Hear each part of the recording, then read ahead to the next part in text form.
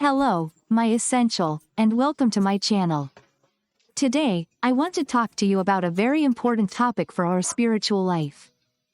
It's about seeking to have good communion with your brothers and sisters in your community. Why is this important? How can it transform your daily life?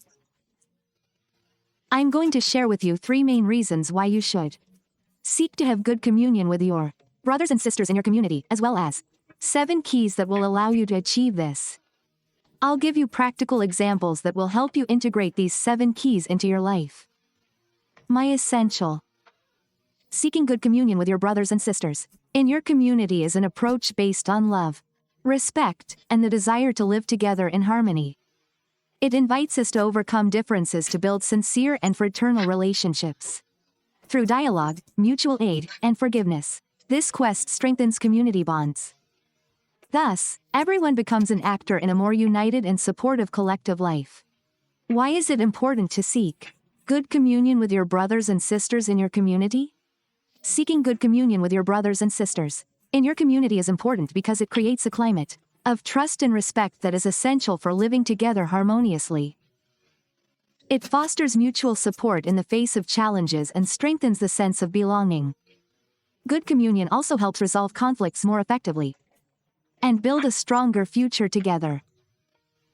Finally, it reflects the values of solidarity and love that truly unite a community. Here are 3 important reasons why it is very important to seek good communion with your brothers and sisters in your community. The first reason is that this communion strengthens your personal faith and helps you persevere in difficult times. My main point is that the life of faith is not an easy path. It has its ups and downs, but also debate, and it is precisely in times of trial, doubt, or spiritual fatigue that fraternal communion becomes an invaluable source of strength. When you are surrounded by brothers and sisters rooted in the faith, you benefit from their prayers, their encouragement, and even their personal experiences. You are not alone in your struggle. You are carried, supported, and even lifted up when you weaken. Communion is like a fire. If you remove a flame from the hearth, it goes out, but if it is among others, it continues to burn. Being in communion means remaining in the warmth of God's fire through others.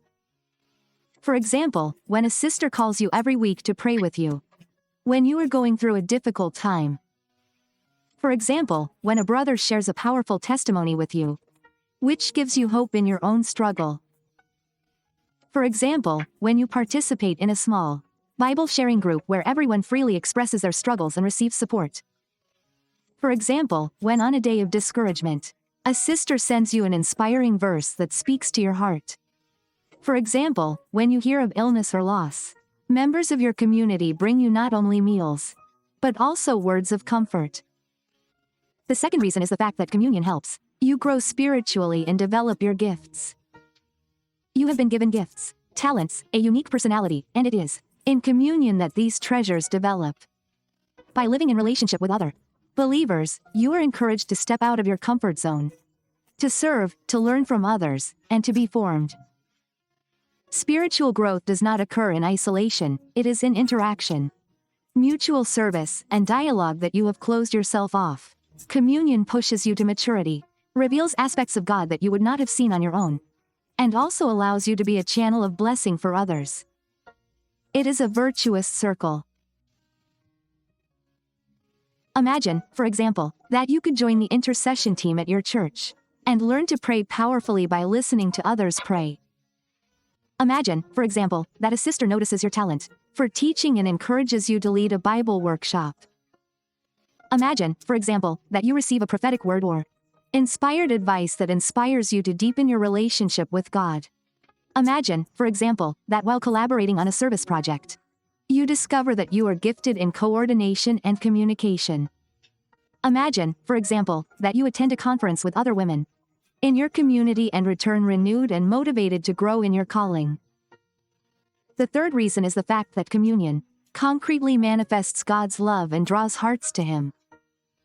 My essential, our world so thirsts for true love, sincere relationships, and authentic peace. When people see a united community, filled with compassion, mutual support, and joy, they are attracted. It is a living testimony to God's love. Jesus himself said, "By this all will know that you are my disciples, if you have love for one another." John chapter 13 verse 35. Communion, then, is not just a bonus. In the Christian life, it is a powerful testimony. It is by seeing how you live your faith in relationship with others that many will discover the reality of God. Together, you are a light in the darkness, a refuge in the storm, a family in an individualistic world. A non-believing neighbor, for example, is touched by the solidarity among the members of your community and decides to come and attend a meeting. Imagine, for example, a charity event organized together that concretely shows God's love to the most deprived. Imagine, for example, that a newcomer to the church feels welcomed, cared for, and finally finds a place where she can heal. A distant brother, for example, returns to the Lord after being touched by the faithfulness and attention of his believing friends. A post on social networks showing the joy of a moment shared in community, for example, inspires others to question their faith. In summary, my essential communion with your brothers and sisters is not just a beautiful idea. It is a spiritual necessity, a place of growth, and a living witness. Care for these bonds, nourish them, and know that even when it is difficult, God is working through each relationship to build you up and use you. You are not alone, and you are not called to walk alone. May God give you the wisdom, peace, and love to build strong and lasting bonds in your community. Here is this powerful biblical key that will allow you to have good communion with your brothers and sisters in your community. These are concrete attitudes and actions inspired by the gospel that bear fruit in community life. May each key encourage you, equip you, and lead you to live deep, healthy relationships filled with God's grace. The first key is cultivating active and sincere listening. Really listening is not simply hearing the other person's words, but seeking to understand their heart. In a community, everyone carries stories, wounds, and hopes. When you offer a listening ear, without judging or interrupting, you create a space of trust. Listening is a concrete act of love. It shows that you consider the other person important, worthy of attention. This avoids many misunderstandings and often diffuses conflicts. Good communion often begins with a listening ear. When a sister is going through a trial, for example, listen to her without immediately seeking to offer advice.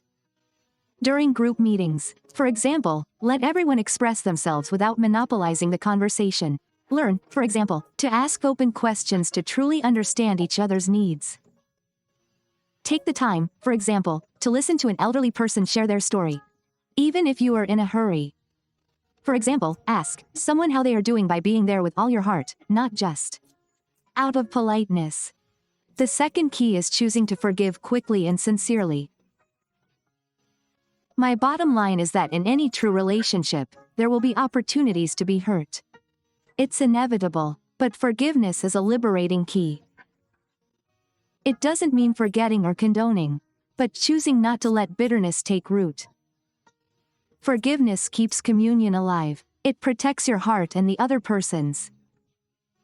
To forgive is to refuse to let offenses break unity. It takes courage, yes, but God gives you the strength to do it. And you will see how much lighter your heart will be. Choose, for example, to forgive a sister who has criticized you unfairly, and speak to her gently. When a brother forgets, for example, to thank you for a service rendered, decide not to hold it against him.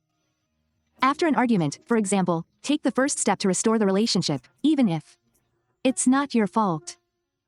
For example, pray regularly for those who have hurt you, so that your heart remains pure. Teach, for example, your children to forgive by setting an example for them, even in church. The third key is practicing encouragement every day. Encouragement is a gentle but transformative power. A positive word, a kind look, a gesture of affection can completely change someone's day.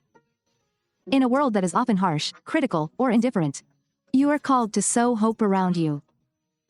Encouragement builds self-esteem, strengthens faith, and builds bridges between hearts. It shows that you see the potential of others, even in their weak moments. It is a seed of life. For example, send a message of blessing to a sister who is starting a new job. Congratulate a brother after a sermon, for example, by telling him what you received through him. For example, share a verse or a prophetic word with someone God has placed on your heart. Congratulate a young person in the church for her progress in worship or dance.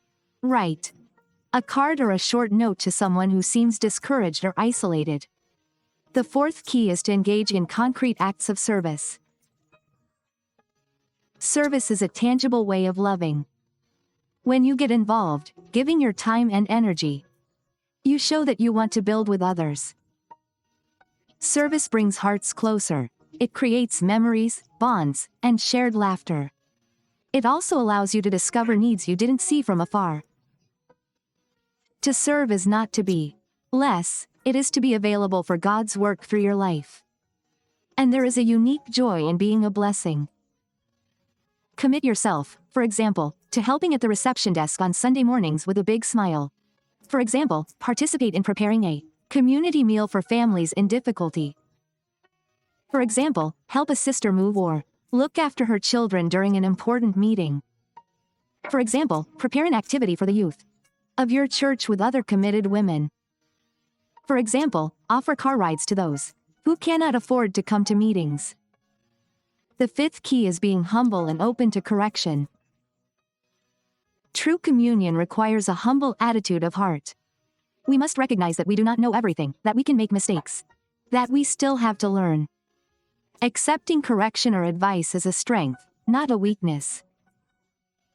It shows that you value the relationship more than your ego. An humble woman attracts peace, trust, and blessing around her.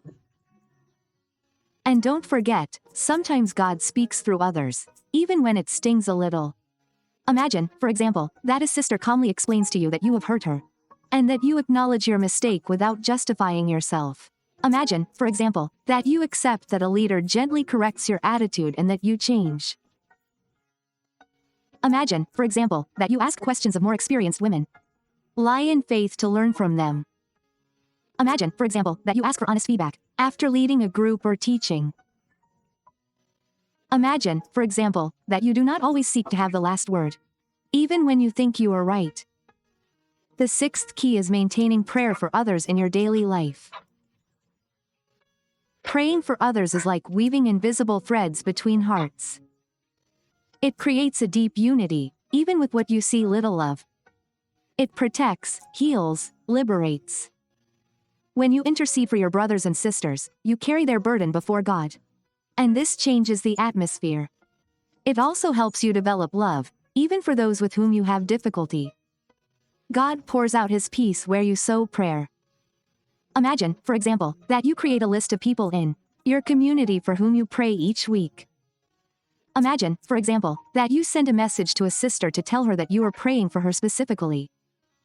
Imagine, for example, that you offer to pray immediately when someone shares a need with you. Imagine, for example, that you participate in times of community intercession with fervor.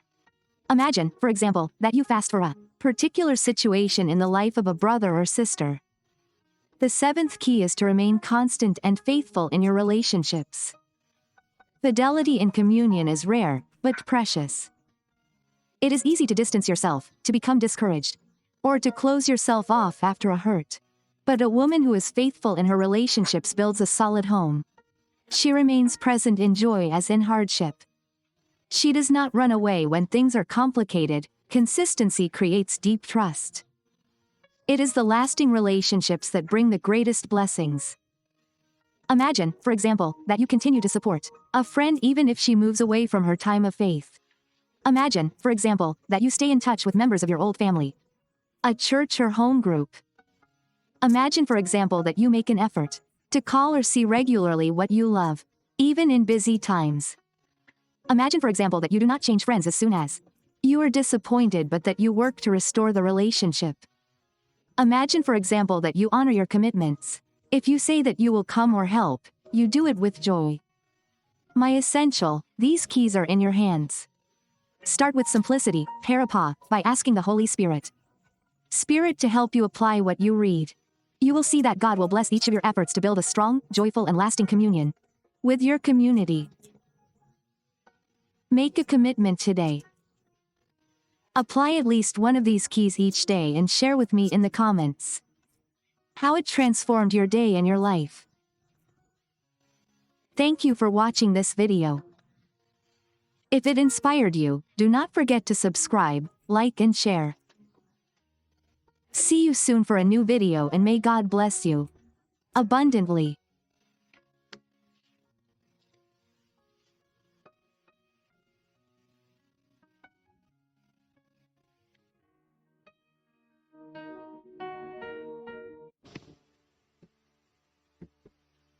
This video touched you and you want to give your life to Jesus Christ. Repeat these words.